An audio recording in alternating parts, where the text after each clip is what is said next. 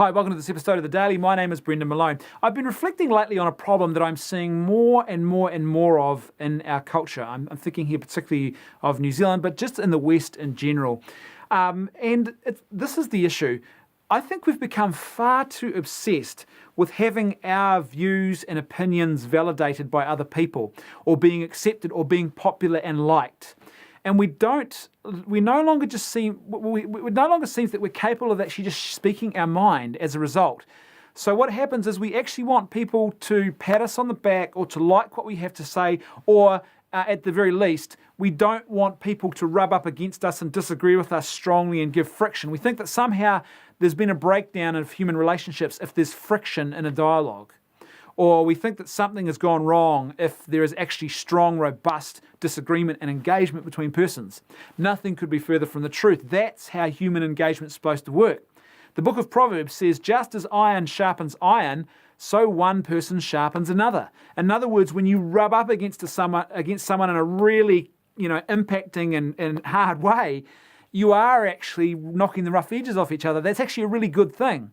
But in order for that to happen, you need to stop worrying about what people think about you and your views. You need to stop looking for validation and acceptance and popularity. You need to start having a courage and a conviction. And I would argue that first of all, you need to actually reason your way by using this. Reason your way to what you believe the truth is. And then you need to have the courage and the conviction to actually speak that and not hold back. And not worry about it. You're not doing yourself or anybody else any favours. And certainly it's a real problem, I would argue, for the church, because we just seem so intent now on not offending people that we're actually no longer engaging in any meaningful way with people. The only way you can have meaningful engagement and give people an opportunity to come and discover the truth is if you're actually out there and you are engaging and you are actually putting the truth out there. When people rub up against it, it actually gives them an opportunity to dwell on it, to meditate on it themselves. Even if they go away thinking, oh, that's crazy, why would they think that? The more they think about it, the more an opportunity there is for the Holy Spirit to actually sow those seeds. But if we're not giving them that opportunity, I think we're really failing in our duty of care as evangelists. We're not even really evangelizing when we don't actually engage with people. So I would say to you, look, obviously be charitable and be respectful in your dialogue. Be rational in your dialogue. Don't call people names. Don't abuse people. Don't mock and insult. We see plenty of that going on. There's too much of that. But what we actually do need to have is good, robust dialogue. Don't be afraid to actually just share your view. Don't be afraid to have a disagreement or a discussion. It's one of the reasons why I started The Daily, was because I actually could see, well, from where I'm sitting, in my humble opinion, I thought there's a massive gap here. We're not actually dialoguing very well as a culture about major issues. We're either looking to validate each other's feelings, or we're so scared of offending other people, we just don't speak our mind anymore.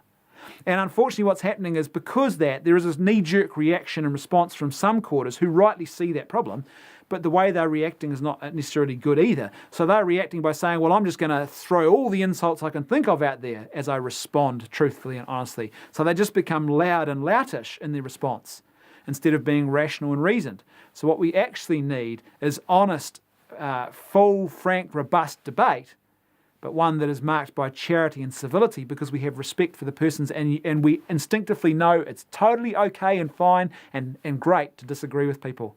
We can still be friends. We can still be humans who connect with each other.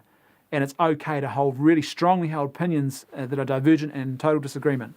And it's a good thing that we actually come together and engage on those issues.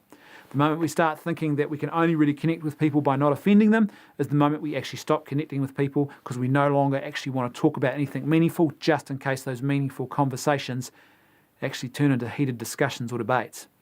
Thanks for watching. I'll see you tomorrow on The Daily.